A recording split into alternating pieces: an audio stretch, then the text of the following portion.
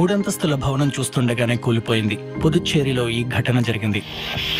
డిసెంబర్లో కట్టిన ఇంటిలో ఇంకా గృహప్రవేశం కూడా జరగలేదు. ఆ లోపే ఇది ఎందుకు కూలిపోయింది?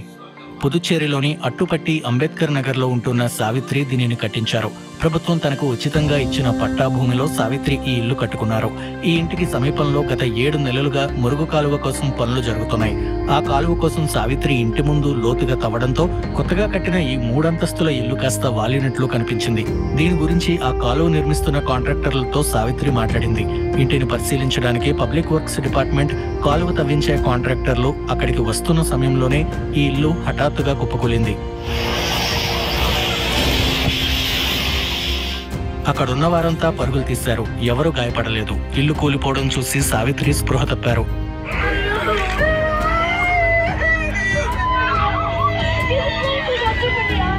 నాసిరకంగా నిర్మించినందుకు ఈ ఇల్లు కూలిపోయిందా లేక కాలువ కోసం తవ్వడం వల్లే కూలిపోయిందా అనేది తెలుసుకోవడానికి విచారణ చేస్తున్నామని అధికారులు చెప్పారు.